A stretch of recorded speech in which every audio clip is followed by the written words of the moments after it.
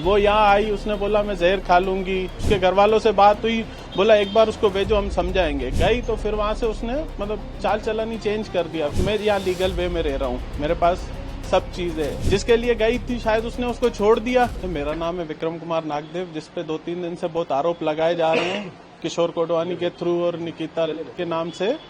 वो उनका काम है सिर्फ अनशन बातें करना।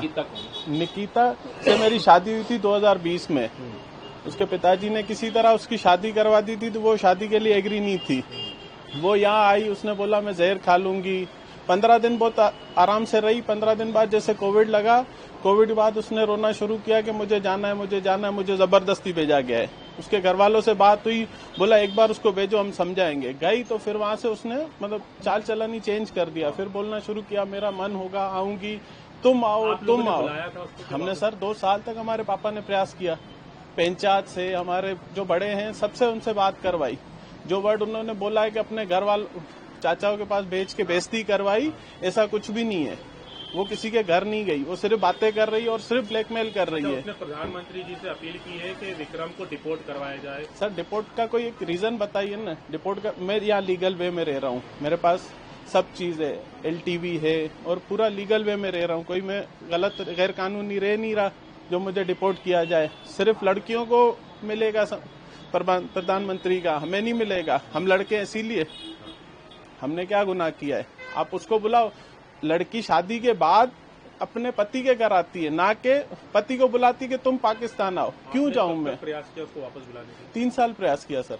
और पिछले एक सवाल और, 5 साल हो गए उस लड़की को गए हुए, आज क्यों वो उठी है? पिछले 5 साल से वो किसके साथ थी, कहाँ थी? जिसके लिए गई थी शायद उसने उसको छोड़ दिया। तभी उसको वापस मेरी याद आ रही है कि मेरा पति है मिस्टर नागदेव। कभी उसने मेरा नाम नहीं लिया था कि विक्की विक्रम करके, ठीक है।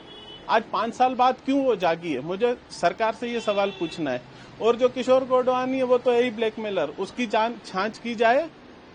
पहले तो मैं बोल रहा हूँ उसकी जांच की जाए और फिर लड़की से पूछा जाए। लड़की का नंबर मैं आपको देता हूँ। लड़की से पूछा जाए कि पिछले 5 साल से वो किसके साथ थी। हम भी यहाँ डिप्रेशन में थे। क्या कहना चाहेंगे भारत सरकार से? मैं बोल रहा हूँ सर, मैं डिपोर्ट का कोई एक रीजन दे दीजिए। मैं तो चाह रहा हूँ सरकार बिल्कुल आगे आए, हल निकाले। क्या हल है? प्रधानमंत्री जी से कोई अपील करना चाहेंगे? अपील करना चाहता हूँ। ऐसे जो संस्थाएं खोल रखी हैं ब्लैकमेल करने के लिए, नाम नहीं लूंगा, बट उनको बंद कराया जाए।